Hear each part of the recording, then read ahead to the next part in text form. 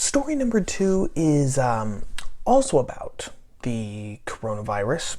Might as well. It's a global pandemic. It's history in the making, so we might as well have 2 stories about it for this episode of the Rolling Stone.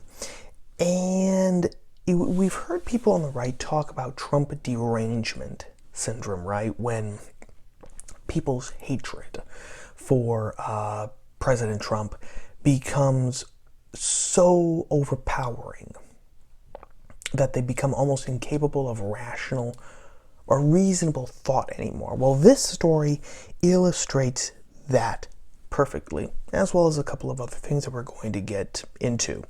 Now, this past week, President Trump has been saying that he is very hopeful, and he has a very good feeling about a drug called hydroxychloroquine, okay? And he's been having a very good feeling that hydroxychloroquine might prove to be an effective drug in fighting the coronavirus.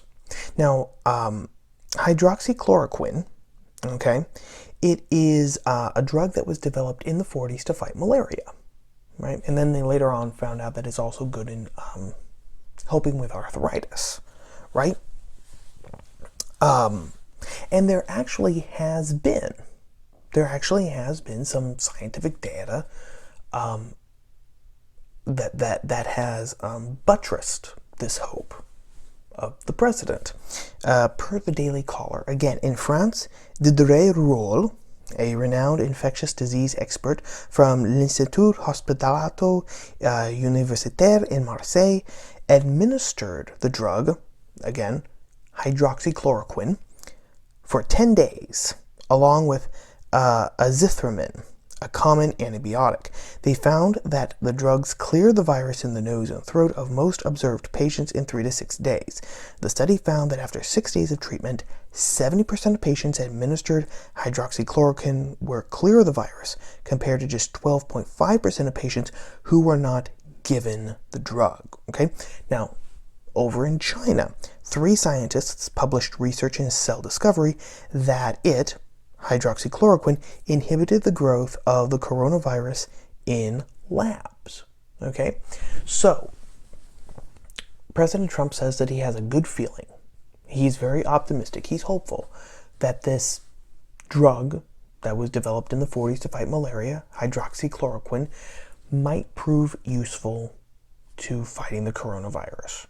There seems to be preliminary evidence to buttress that hope, although, it has to be stated again, Dr. Anthony Fauci, the director of the National Institute of Allergy and Infectious Diseases, again says that tests still have to be done for it, right? We can't say with 100% certainty that hydroxychloroquine is going to be a drug that will prove to be useful to fighting the coronavirus. But again, there's reason for hope. But that hasn't stopped the media from being the media. Because what happened? So, Trump expresses this hope in one of his daily coronavirus press briefings, right? In Phoenix, Arizona, an as of yet unidentified man and his wife, okay, heard the president express this hope about hydroxychloroquine. Well, then this man and his wife, they ingested chloroquine phosphate. That was one of it, because it was they basically ingested fish tank cleaner. Okay, let me back up. This man and his wife in Arizona, they ingested a small amount of fish tank cleaner. Why? Because the wife, saw it sitting on her shelf. She had, fish at one point in time, and she saw, the fish tank cleaner sitting on the shelf, and she saw that one of the ingredients for it was chloroquine phosphate. And she and her husband thought, hey, isn't that the stuff that they're always talking about on TV? So they got some of it. They ingested a small amount each in water. And wouldn't you know, though, 20 minutes after taking the damn stuff, they immediately started having adverse effects. She started throwing up. He started having respiratory problems. Now, she, the wife, the as of yet unidentified wife, she called the hospital. An ambulance came, got them. Her husband died, okay, because he ingested that fish tank cleaner with chloroquine phosphate in it. She, as of this recording, is still in critical care in a hospital in Phoenix, Arizona. Okay. Now, to be clear, again, death was obviously a tragedy, right? Every death is. But to be clear, okay, this was not the drug that Trump was talking about. Trump was talking about hydroxychloroquine. They ingested chloroquine phosphate. It's two completely different things, okay? And even if it was the same drug, common sense would seem to dictate that you do not ingest fish tank cleaner. I would bet you hard money, even in the economy as it is today, but I would bet any one of you, gang, hard money that there was a warning on the package of that fish tank cleaner saying not for human consumption, right? If you happen to swallow it, if you happen to get it in your eyes, your nose, your mouth, your ears, etc., etc., etc., call the 911 or the poison control. I would bet you hard money that warning was somewhere on that fish tank cleaner container, right? Or in whatever form that it was packaged in. But the media saw an opportunity, as it always does. Again, it's Saul Alinsky's rules for radicals again. Never let a good crisis go to waste. So this is actually a sample of some of the headlines from our fearless news hawks, okay? From Salon. Man dies from ingesting cleaner containing chloroquine after Trump hypes treatment for coronavirus. NBC. Man dies after taking chloroquine in an attempt to prevent coronavirus. ABC. Man dies after ingesting aquarium product containing chloroquine. Hospital Network. Washington Post. Chloroquine isn't a miracle cure. A tiny amount can poison you. And then, of course, just to add on to this, in an interview with NBC, the widow of this man who died, right, said that people should not listen to anything the president is saying because he's not a doctor, he doesn't know what he's talking about, don't listen to him, my God, he's just babbling on and on and on up there and he's going to get people killed. Now, again, all of those headlines said that this man died after ingesting chloroquine, which is true. He ingested chloroquine phosphate. He and his wife ingested chloroquine phosphate. But Trump was not talking about chloroquine phosphate. He was talking about hydroxychloroquine, right, which is used to fight malaria. It's not used to clean fish tanks. So, right away, we know that the media is lying. We know that the media is lying because of the way that they are just, that they are twisting this story, which was illustrated right through those headlines. But it's actually even worse than that because, I mean, at this point in time, in 2020, we've had 3 years of media hoaxes, right? We've had the Russian hoax, we've had the Ukraine hoax, we've had the Very Fine People hoax, and all of these things have been disproven time after time after time after time, and the media continues to roll them out ad nauseum. So it's expected. We expect the media to lie. You know what? That's what the media does now. It's it's not pleasant to say, but that's the reality that we live in.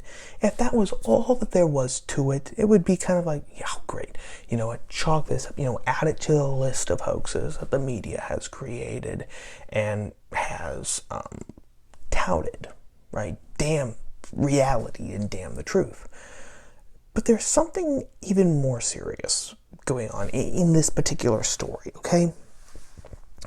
First, by blaming Trump for the death of this man, the media and the left, they're essentially giving Trump way more power than he actually has, right? I mean, think about it. They are basically saying that President Trump has so much power that he can just be talking about a drug, and some guy and his wife almost 3,000 miles away. Remember, they're in Phoenix, Arizona. Trump is all the way over here in Washington, D.C., right? Just by talking about it, rambling about it, mentioning it in a daily press briefing from Washington, D.C., Trump is able to actually exert his influence to such an extent that this poor schmuck is going to ingest fish tank cleaner against all the odds, right? Against all the dictates of common sense, of rationality, of reason, etc., experience, etc., etc., etc., etc., etc. Somehow, Trump is able to do that through the mere power of his words and his voice. Now, first of all, this is a man whom everyone says is an idiot, right? He can't speak, he can't negotiate, he can't do this, he can't do that, he eats McDonald's instead of healthy food, blah, blah, blah, blah, blah, right? So first of all, how the hell is he even able to exert that sort of power and influence through through his silver tongue, right? He's supposed to have a tongue of lead and a brain of lead to go with it. That's been the narrative on the left since, really, since the summer of 2016 when he won the Republican nomination. That has been the narrative. So, there's that. Second of all, besides that contradiction, why would you want to admit that Trump has this kind of power? I mean, for the longest time, everyone has said that, the left is in this really weird bind right now because on the one hand, they are saying that Trump has too much power. Remember when he was impeached? That was why he was impeached, right? Abuse of power, which is nowhere in the Constitution, FYI, I will mention that again. But on the other hand, especially during this coronavirus pandemic, the left has been complaining that Trump has not actually taken all the power that he should be to fight this epidemic. So they're in this really weird limbo of saying two things that are completely contradictory, which actually, when you think about it, is par for the course for the left, right? So there is that. They are giving Trump way too much power because here's the truth. Politicians do not have that kind of power. No one does. You are a free human person. You, right there, watching this video right now, me and my silly Aristotle is my superhero t-shirt, sitting here, in a new environment, in this bedroom, on the floor with my laptop on my lap. You, watching this video right now, you are a free, autonomous person with free will and rationality. No politician can make you take hydroxychloroquine, chloroquine phosphate, make you eat Cheetos, make you drink pop, or anything like that. If you allow them to have that sort of control over your life, you've basically surrendered your free will and your own rationality and your autonomy. Okay? Politicians on their own do not have that kind of power. They only have that kind of power if you allow them to have that kind of power. I just want to make that very, very clear. And if we're really going to say that Americans have to jealously guard against infringements upon their liberties and their rights and their form of government, etc., that the last thing that you would want is to give those politicians in Washington, D.C., twiddling their thumbs, 4 days out of 7, you would want to prevent them from having any kind of power like that, right? Because they don't, and I will add something else to that, politicians also don't have that kind of power because politics is not the end-all and be-all of our world. There is more to life than simply politics. Hard to remember that, especially today in our politicized society, but there it is. Politicians are some of the weakest, they are some of the most powerful people out there, absolutely, but they are also some of the most weakest people out there because, again, politics is not the alpha and the omega. There are other things in this world at work, as Gandalf says to Frodo. So there's that. But there is something else that the media is pushing from this story, okay? So we've already established that politicians don't have that kind of power because you are a free, autonomous person with free will. But if we are going to accept the media's narrative that it is Trump's fault because this poor bugger, ingested chloroquine phosphate because he confused it with hydroxychloroquine, and again, he ingested it when it was in fish tank cleaner, we can only accept that. We can only say that Trump is responsible if, and only if, this man and his wife had no free will. If they had no rationality, if they had no reason, if they had no life experiences, if they had nothing, if basically they were, in essence, meat puppets. And that was it. That is the only way that we could say that Trump is responsible. If these two people were just empty shells and whatever Trump said just went into their tabula rasa mind and they said, oh, that sounds like a good idea. Let's break it out. That's the only way that that works. But if we accept that, then what we're really saying is that no one really does have free will or rationality, right? It's haphazard. We don't have those things because of our innate human universal nature. It's just, luck of a card. Some people have it, some people don't. Which means that those who don't they can't run their own lives, let alone govern themselves. Which means that they will have to be governed by an elite cabal who knows what's best for them. And then that elite cabal is actually going to have to run their entire lives by creating this whole myriad spider web, this jungle of bureaucratic regulations, not even laws, but regulations dictating what you do, when you do it, how often you do it, etc., etc., etc., etc.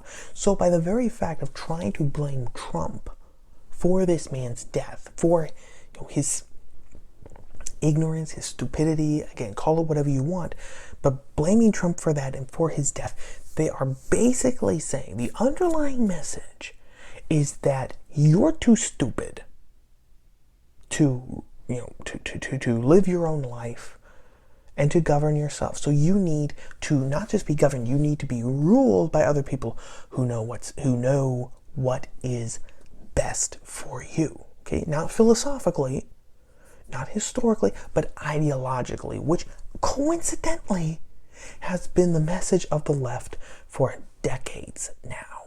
So I don't think that it's any coincidence that it is the underlying message of this story. Okay, I'm going to sound a little bit conspiratorial here, but I would not be surprised if the press and the media knew exactly what they were weaving with this story, and they want people to accept those premises so that when they come to the rescue and say, well, we know what's best for you, we know how to rule your lives, people again will roll over backwards and just say, yes, please sign me up. That sounds good, because it's better than some politician forcing me to kill myself because I ate fish tank cleaner. That is story number 2.